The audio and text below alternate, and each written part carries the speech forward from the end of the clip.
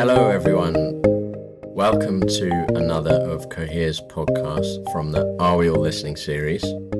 My name's Edmund Page. I'm the CEO of Cohere. I'm very happy to be joined today by an old friend, Robert Hakiza, who has agreed to come and talk to us about all of his experiences in leading the refugee-led organization, Yared. So welcome, Robert. Thank you so much. And perhaps you could start today by telling us a bit of the history of how you found yourself here and how you found yourself doing the job you're currently doing. Thank you so much, Eddie. It's very nice to be here and to have this conversation with you. My name is Robert Hakiza, as we said, and I am from Democratic Republic of Congo, in eastern part of Congo, exactly. I've been here in Uganda for the last 17 years now. I came here because of the conflict and instability in my country, in the eastern part of Congo. My background is agriculture. I went to school in Congo. I finished my secondary schooling, then I joined university. Then I completed the university in agriculture. And then after completing my studies, and especially at the time that I was trying to look around where I could find a job. What happened, the conflict and the war. So I had no choice than to run away, to move from my country and to come here to Uganda to find a little bit of safety. That was in 2008. In Uganda, of course, we had to navigate all these processes of, asylum seekers, from asylum seekers up to securing the refugee status, which I remember took some time. Unlike so many people, I decided to live in Kampala, in the city, because the Uganda policy allow refugees once they get a refugee status to choose where, to live. And this connected with my background because I grew up in the city and I felt like, staying in Kampala was much better for me. Someone who had just completed, studies, and I thought that that was the best place for me to get opportunities, maybe jobs or any other opportunity. And of course, all refugees, when you come and you cross to another country, the first thing that's come in our mind is that you're going to stay for long. So we always come with this in your mind that, this is a temporary kind of situation, and very quickly when things get back to normal in my country, I'll go back. But this has not been the case. It's now 17 years that I've been here. Slowly by slowly, I got to understand that it's something that is going to take actually a long time, and we did not even know when it's going to be possible for us to go back. So that's how, I got involved in what I'm doing now, a refugee-led organization. I'm very happy that this is something that took all my time, my mind, and I've been doing it for all the time that I've been here. Yeah. Fantastic. So thank you so much for sharing that. And maybe you could tell us now, how did you get involved in Yared? And tell us a bit about the early years of Yared, because I first met you in 2009, if that's right. And Yes. I've myself seen some fascinating changes. So perhaps you could give a snapshot of what life was like in 2009 working for Yared. What were the types of things you used to do as an organization back then? As you may know, Uganda is known as a country that has been receiving refugees since 1990s, Rwandan refugees and stuff. So that means when I found myself in Uganda, here in Kampala, there was already a refugee community in place. I remember the time I came to Uganda, I think the total number of refugees was 500 at the national level, around 500,000. And in Kampala, it was around 37,000, something like that. We had already a community. We had people from Congo, where I come from. A very strong community, refugee community was already there. We had people from Rwanda, Burundi, Somalia, and the other countries. So it was not like I found myself in a space where only full of strangers and stuff, but I found myself in a place where there was already a very strong refugee community. And that is how, I started getting involved because, as you know, we have and we had what we call urban refugees and refugees who are in the refugee settlement. And I remember by that time, all the humanitarian organizations, including UNHCR and the government, the attention was only put on the refugee living in the settlements in terms of services and supports.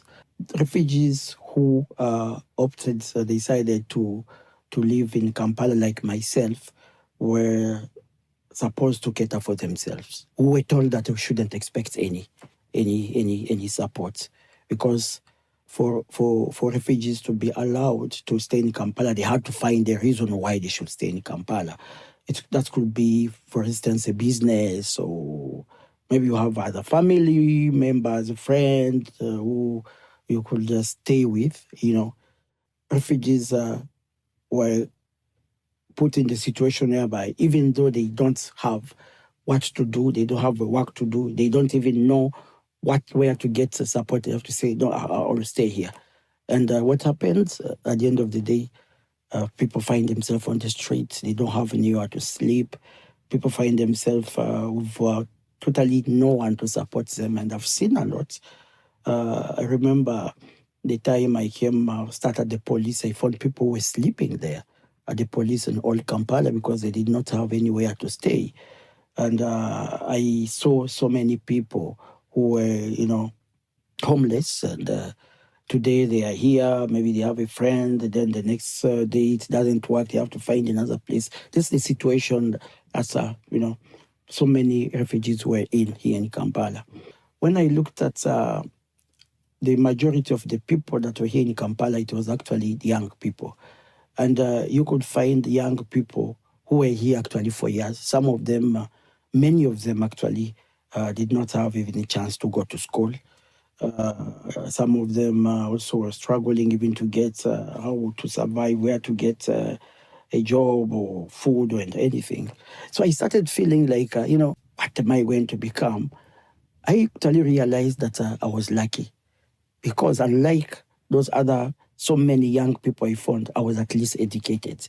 And I started feeling like, there is a lot that I need to share and I need to offer to this community of young people. So it's from this that I managed to connect with other refugees, my other two colleagues, and we decided to come up with this refugee-led organization, YARID. That's where we are, and from that time and up to now, I've been doing this. Okay, thanks for sharing. And maybe I could share a few anecdotal memories, early memories of mine of Yared, and see if this matches with your memories. One of the things that struck me was you came up with activities and ideas that could be sustained whether or not you had funding. The two that jumped to mind were a sports program for youth, which was for both young boys and young girls. Football tournaments, I remember, which were held just across the road from the office was the sports pitch, which belonged to the community. Then the other main activity was this English class that you ran for young adults or all adults, which from memory was 2 hours every weekday morning, or maybe Monday to Thursday. Was it 8 till 10? Yes, exactly. 8 to 10, yeah. Yeah, and you used to hold that in one of the churches, which I also assume you didn't have to pay a huge amount for. And those two programs were always core to whatever you were doing as Yared. So you always had that foundation of activities that were running for the community very important things that the newly arrived population of refugees in Kampala needed and were looking for. You know, Yared standing for Young African Refugees for Integral Development, with that integral part also being about integration between refugees and host community, which the sports project was very important for. And obviously the teaching of English to new arrivals who needed English, as you described, as a way to integrate into the economy and be able to find some kind of work in Kampala based on the fact that the humanitarian sector were not going to be supporting them. One of the things I remember was the way you used to go yourself every day to teach the class. And if I'm not wrong, you did that right up until about 2018, even though at that point you had a team of tens or like 30 or 40 full-time employees. You used to still yourself go down and teach those classes from 8 till 10. And I thought that was a fascinating insight into your approach as a leader and the way that you saw. I used to ask you, how are you still doing, how do you even have time to go down and spend these 2 hours every day teaching? Am I correct? Was that around the time, right up until then, that you were able to teach those classes yourself? And what are some of your memories about how you were able to do that, find the energy to do that? What motivated you to carry on doing that, even when you had a very stressful life, traveling all around the world as well? Yeah, of course, all what you said is you're saying is true, and I think what's is important to say here is that at the beginning, the idea was not necessary to have an organization. Most of these young people who were here in Kampala were actually idle. And you know, when young people find themselves in an idleness kind of situation, you can imagine what will happen. So they start getting involved in this negative kind of coping mechanism, and and the stuff, and sometimes they get involved in even the activities that puts even their life in danger. And then the idea of the football came because we really wanted to find a way and to create a space for these young people to come and spend their time, because from morning you can imagine how many hours. You wake up in the morning, you have nowhere to go, no work to do, just sit down. You say, no, maybe we can create a space for these young people to come and just play football. And the football ground, the pitch you're talking about, is the one that actually I'm happy we're still using it up to now. It was not just, of course, coming and could not spend the entire days playing football. But of course, you come and play football, and then we spend some other time discussing. And slowly by slowly, people started, no, now, maybe we need to discuss about the challenges we are facing. Now we have these two challenges, how do we move? We believed, I think, what we believe is that, we were also the solution somehow to this problem. At that time, by the way, there was no any place. Even the office you're talking about, it was not yet there. Mm-hmm. The only space was, we had a very big mango tree near the football pitch where people could sit and we start talking. One of the challenges that we realized that people were facing that came out of the discussion was the language barrier. And this could not allow them, even those who were maybe sometimes lucky to get these informal jobs, it was very difficult for them to communicate and, even to talk about themselves when they are looking for jobs. So we started having these English classes at the church. Even myself, my English was not, I was still actually learning English. And likewise, and I had that, I remember, two of my colleagues at least were more a little bit in advance than I was. The good thing that I had, because back in my country, I have part of my journey at school, I did education. So like at the secondary school, I did education. I spent some time teaching at primary school. So I had that kind of teaching, education kind of skill. And what made me do this, because you spoke about me moving every morning teaching. I think it was the passion. It was the passion. When you have the passion, you love what you do, and you don't look at any other thing. So I was not doing this to get money, but as I said earlier, it was that motivation and the passion to feel I need. Actually, I found myself in presence with people that actually I considered more vulnerable than I was because of my education. I found myself, I need to do this. I have to do this to support. At least I had something that I could offer. Slowly by slowly, I really got connected to it. It reached at the time that when I don't teach, when I don't meet my people, I don't feel comfortable.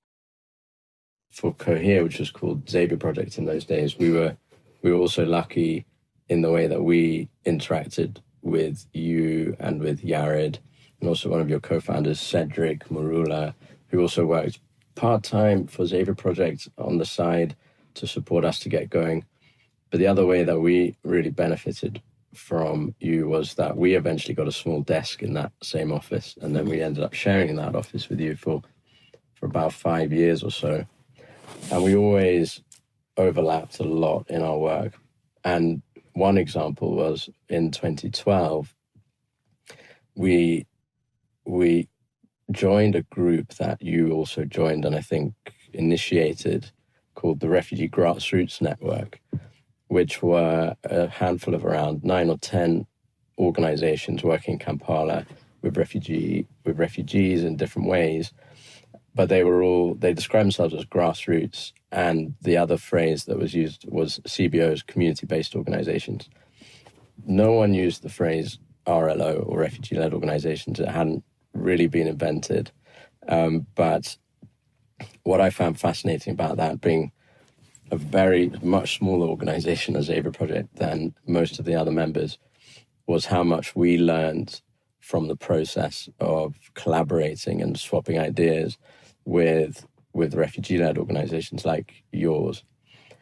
And I think that's one example that stands out in the difference between what you were doing back then and maybe the standard journey that most RLOs would go on, is that even in the very early days, you were trying to network and collaborate. But the other thing that I used to find amazing and inspiring was that you would get yourselves into conferences, especially you and Cedric, the two of you, and find a way to make a lot of noise to demonstrate and bring awareness to the fact that there were refugee-led organizations. That you'd struggle to get an invite, you'd manage to get in by just being present, but also being diplomatic and strategic in the way that you enable people to see the value of what you're doing. And the type of forums that you were able to get on the panel for, even in 2012, 2013, seems, in my mind, to have been way ahead from most other refugee-led contexts. And I would say that in Kampala, maybe Uganda as a whole, but particularly Kampala, is probably the place that awareness was built of the concept of refugee leadership before really anywhere else. And that's why I think to this day, I see Uganda as the capital globally of the RLO movement.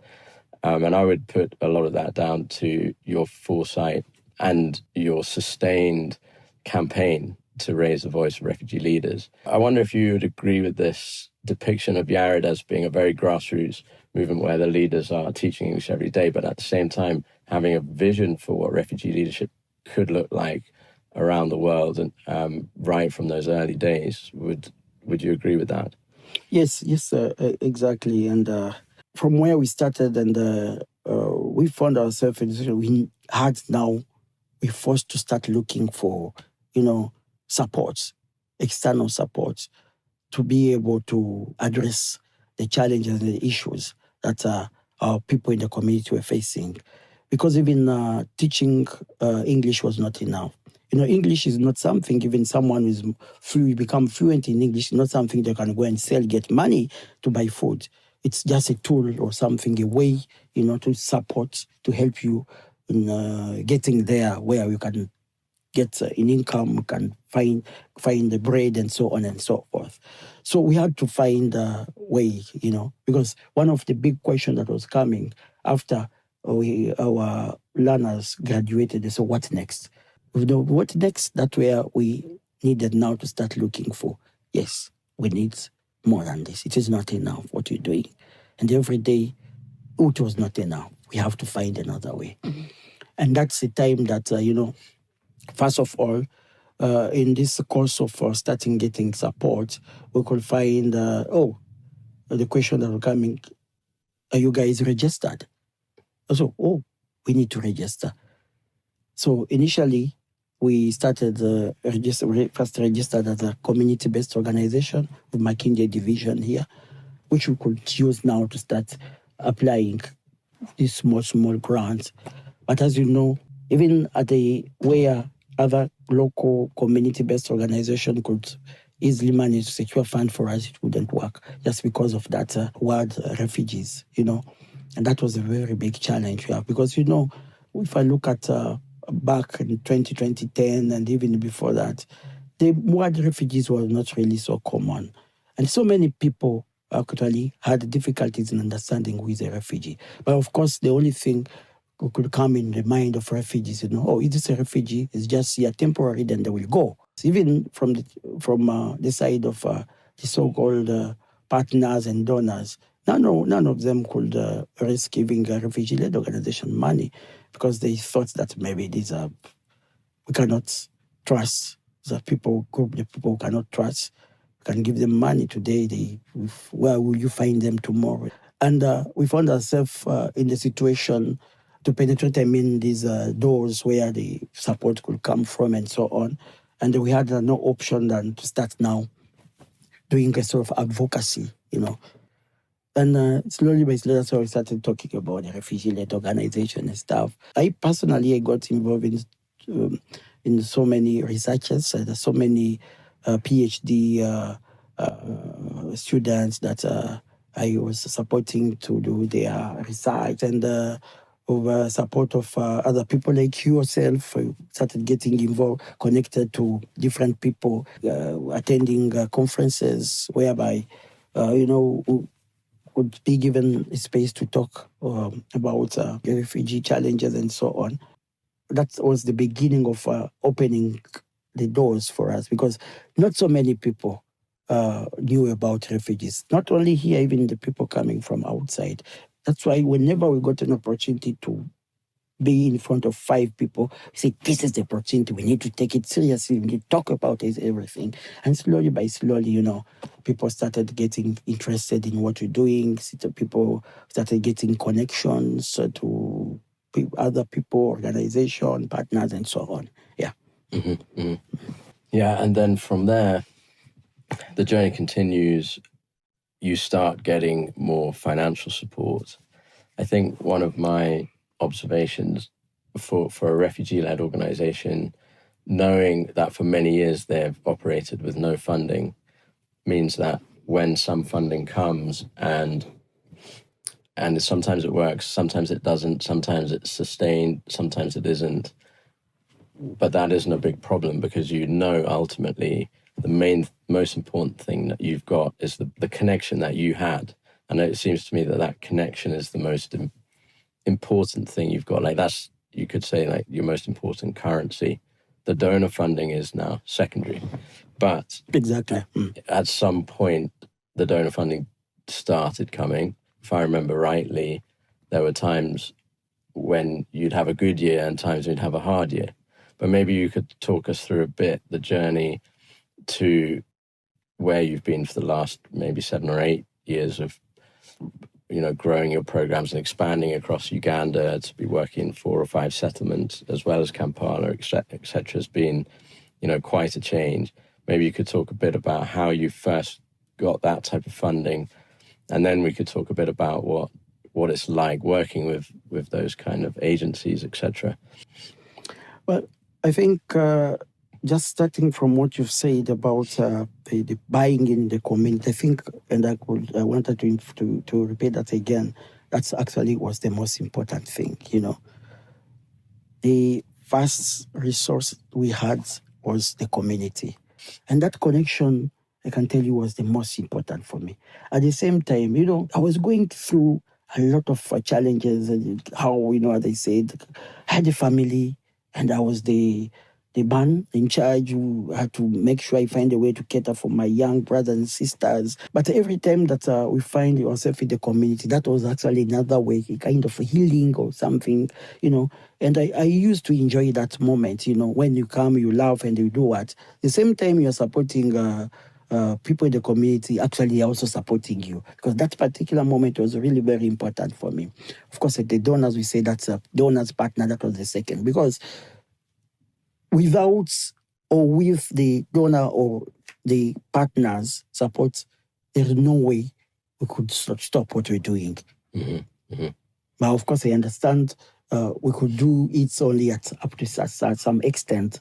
There was where we could cross because, we couldn't cross because we needed more kind of support, advice, and so on. But at least we could continue with that momentum and of what we've been doing, maybe without growing too much, And that was really the very important stuff for us, And maybe just on that, I think something that a lot of people get wrong about RLOs is in assuming that their number one customers or constituents are donors, as if they most want to impress donors so that they can get the funds to do their work.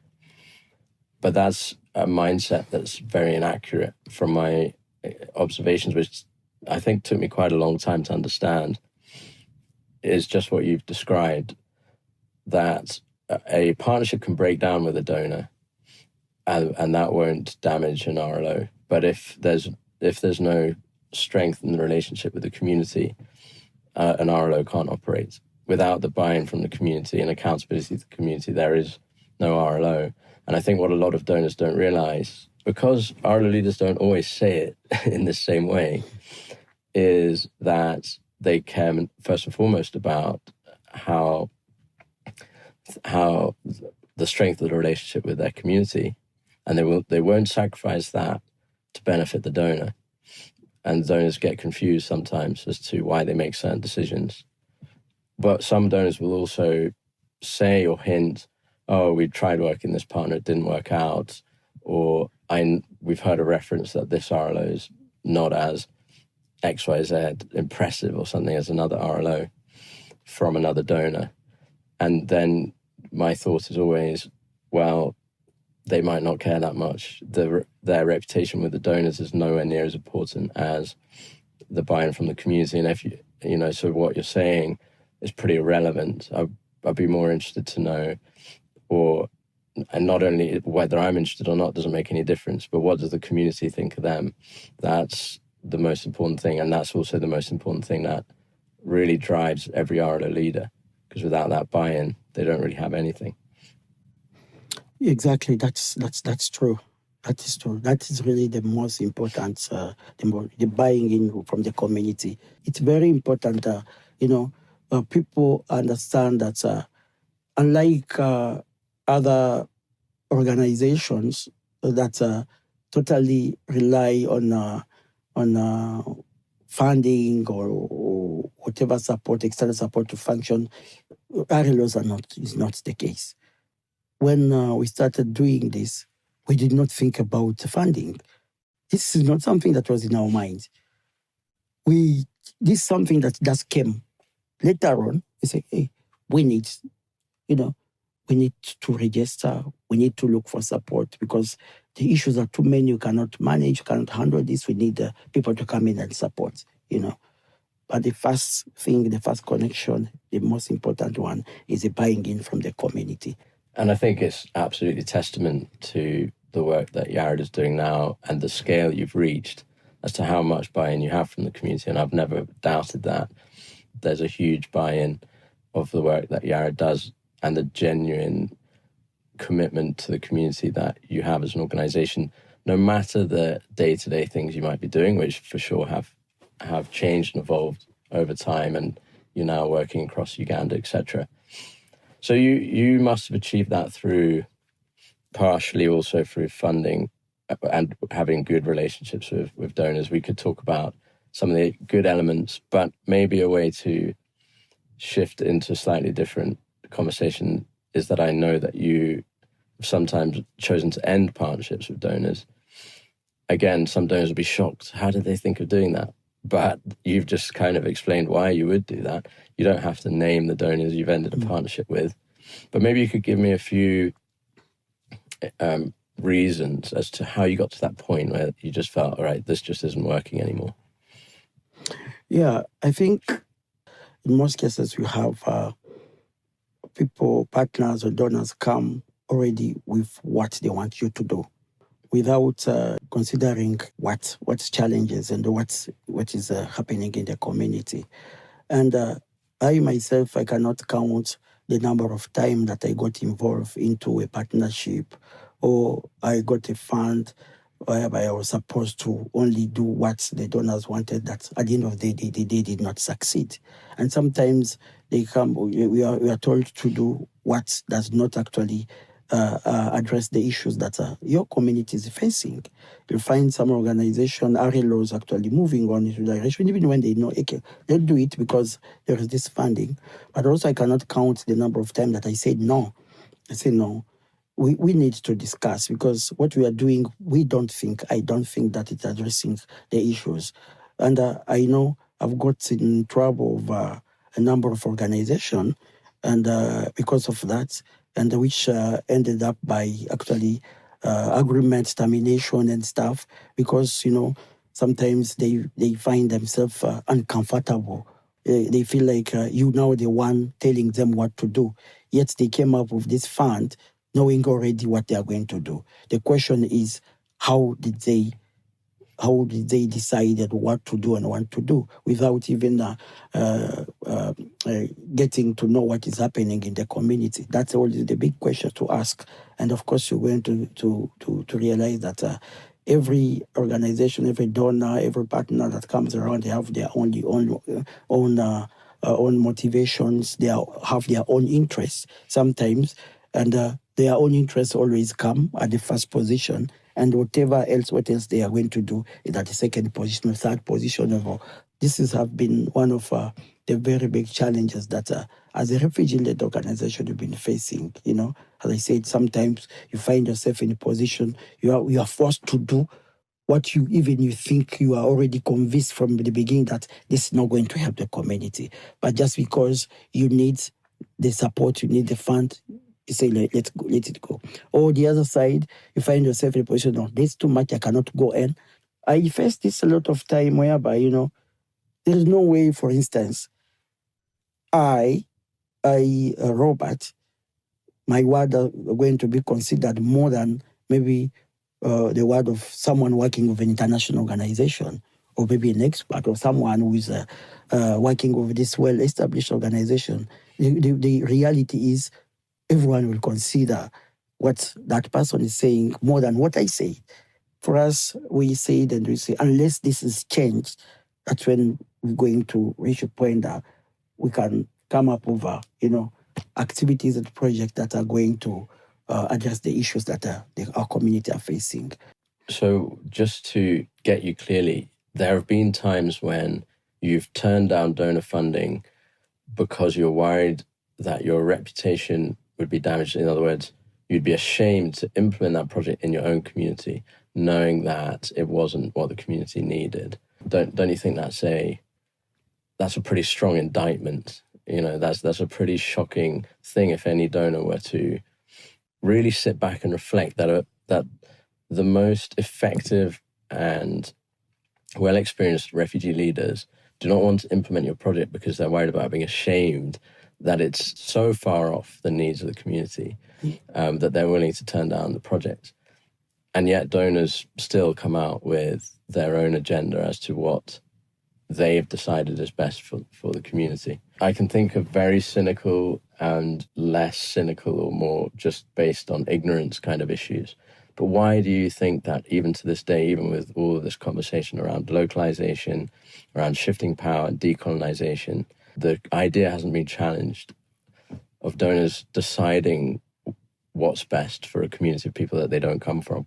Why do you think that the donor sector still has so much ownership and control over what the future looks like, what the results look like on behalf of refugee communities? What I can say here, I think, which is really very important, as a refugee-led organization, actually, it's not so common for a refugee-led organization to be in direct contact with the donors. That is one thing. For now, there are a few of them, including Yarit, but so many, they don't have that direct relationship. It's maybe through another partner organization, another organization that has been able to secure maybe the funds. And when it's in this case, that organization come to RLOs when they have already finished everything. They Like have a subcontractor. everything. They just come to be subcontracted and to be told what to do. We are going to subcontract you to do ABCD. In touch with directly with donors, it happens that some donors come already with what they want you to prepare. So, okay, we are going to give the money, but this money is only to do ABCD. They don't care about what challenges that your respective community are facing. So it's you to say yes. If say you give it the money and do what they want. If you don't, then you don't get the money. So you have to make a choice: getting the money, do what they want, or not getting the money and be there. It takes a lot of courage to say no, and especially to these small growing RLOs, because at the end of the day, they want to get find some resources to run their activities and the organization. The position don't want to be in, because as a RLO, there is a lot of expectation from the community. If I go, for instance, I look at my organization, how many people come there in everyday or daily basis. At the end of the day, you have to be accountable to them. Whatever activity, whatever thing that you have to implement, you have to make sure that it addresses. You are not able to address all the issues that people are facing, but at least we're making sure that single thing that I do, it's addressing one or two of the issues that people are facing. And that is the way we can find ourselves relevant in the community. If we don't do that, then you lose your reputation in the community, and people will start questioning, what is Yari doing? Why are you there?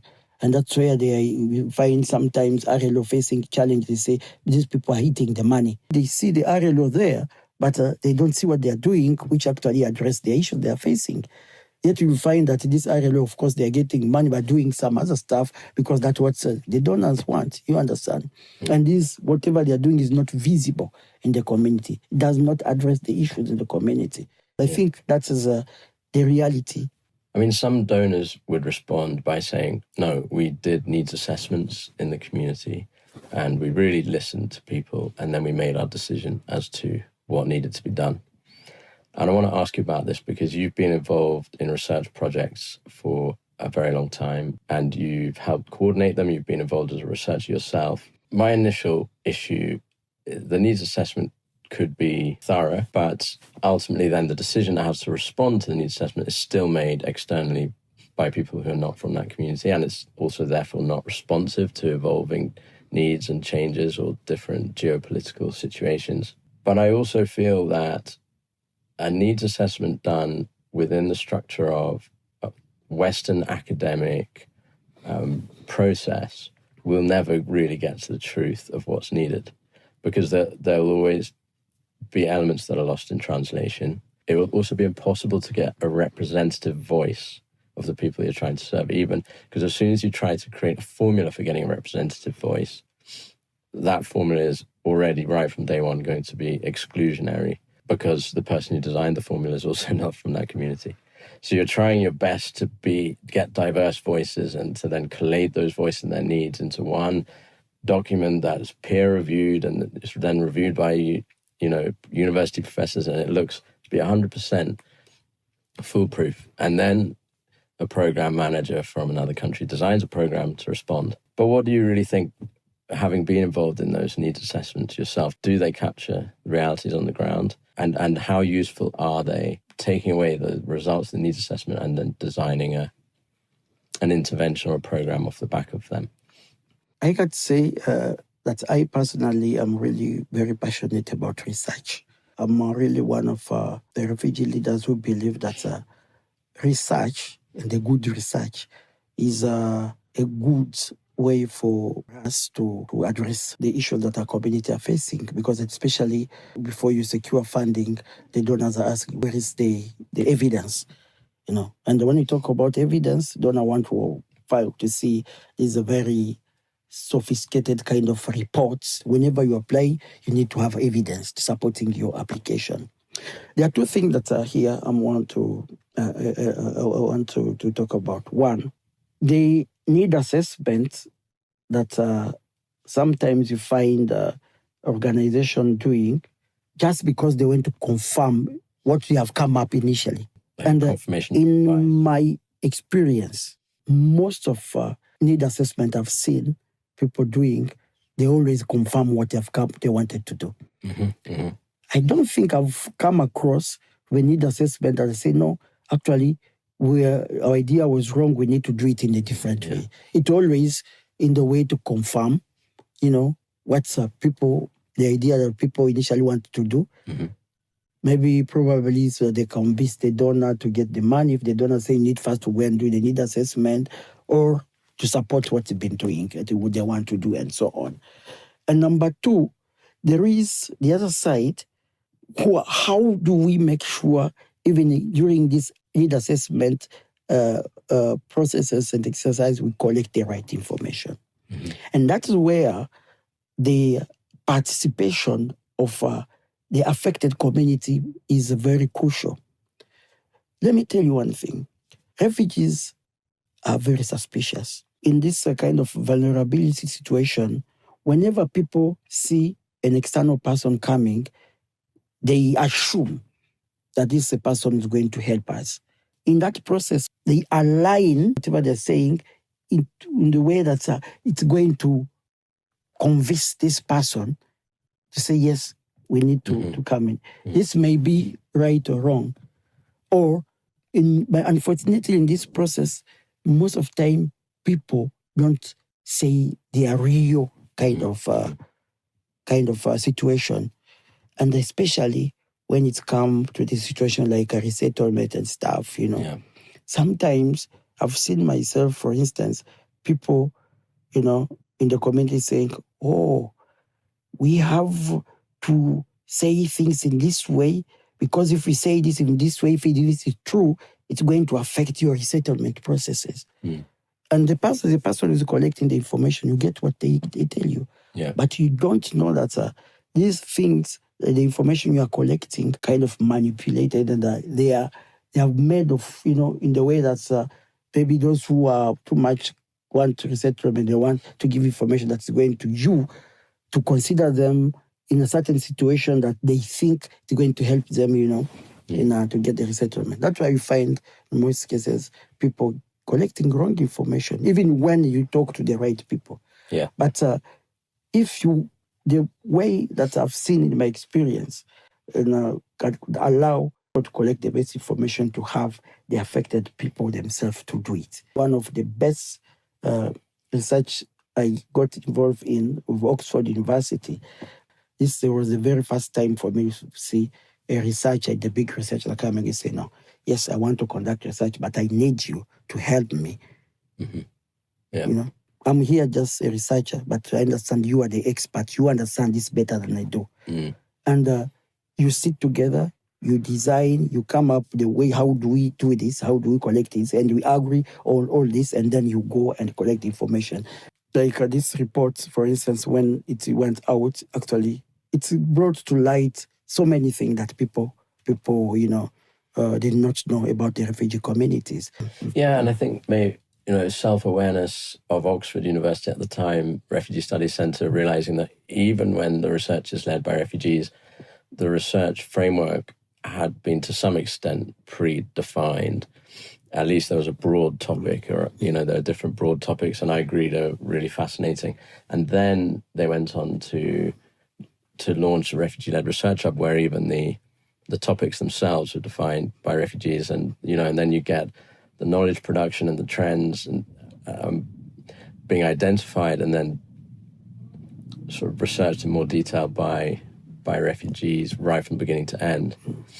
But if you then apply that to implementation, what's interesting, the implementation of projects, is that however good a piece of research is, including that Oxford University research, if that, I mean, I think what you're talking about is from at least 5 years ago plus, if that research becomes the data on which to make a decision and to plan a program, and then insist that your subcontract organizations like RLOs implement based on what you've designed, one of the key dangers is that research goes out of date and the context changes. And even however good you might say it is, it still doesn't capture the realities on the ground. Whereas an RLO who's able to freely implement with unrestricted funding can adapt to the needs as they evolve and the opportunities as well. I think that's another thing. People always focus so much on the needs rather than also on ideas that can expand and grow. Yeah, I first of all agree with you. And I think you're right. Even the best research that or report, whatever, like it's also depend on that particular moment that was conducted, because things change every day in the communities. What may be a major challenge today may not be the same tomorrow, and I've seen that. Like 10 years back, when that research I'm talking about, things completely have changed on the ground today. Because there is also one thing that's very important that I really need to talk about it here. I know I come from the community. I will confidently say that I understand my community more than any other person, but that is not also enough. You understand? It is not enough.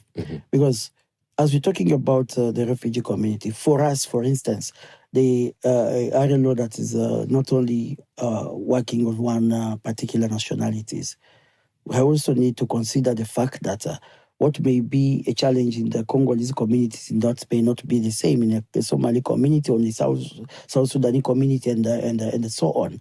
So these are also the fact. I may be an expert in the Congolese community, understanding better the Congolese community, but maybe I have limitation when it comes to Somali community and so on. All the time we are addressing, understanding these dynamics and the changing and the need of the challenges, we have to have a space. At Yarit, for instance, we do have a space, a quarterly basis, where we converse with the community leaders. And this is a time that we use to come and say, look, this is what we've been able to do. And we really wanted to hear from you. What do you think that now, at this particular moment, we should consider as we are moving ahead? We cannot do this without the flexibility of the donor.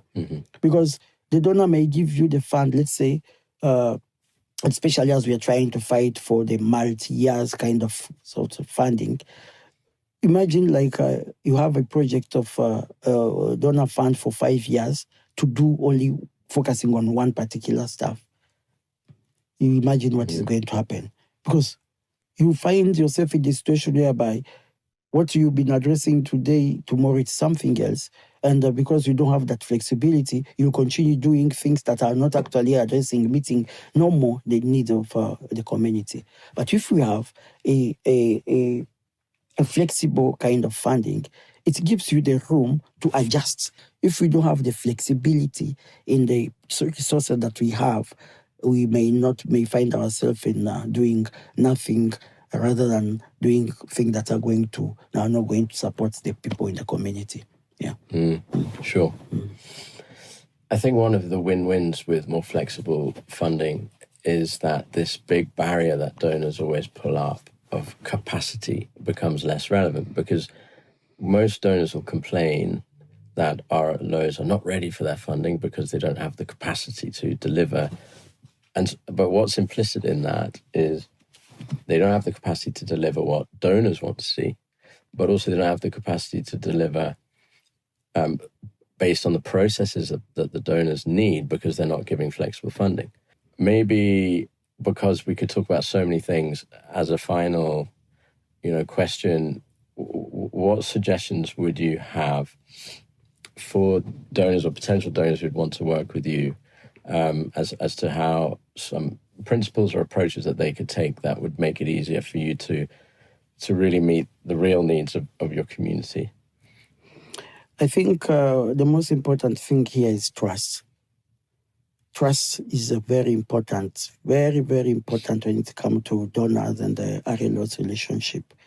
We need donors to trust because, as I said earlier, most of these RLO leaders that we find, they started without this donors relationship and stuff. They have already created this kind of connection and buying in from the community, and which is the most important for them. So the donor, if they want to come in, they should come in the way they support. You say, yes, we think you are doing the right thing, supporting the community, but we have some limitation. We need you to grow. We need you to move from this level to another one, but not by imposing, like, you need to leave what you're doing and do things in this direction, because that will kill everything at the end of the day. So we need trust. Trust is the most important thing. I really think that if we do have a donor who trusts and who accept to provide flexible funding, I do believe that we can create a lot of changes in our community. And at the end of the day, we may be able to change people's life. Yeah. I think that's a perfect place to finish. Thanks for your wise words. Thank you. Appreciate it, Robert. Thank you. Thank you for your time.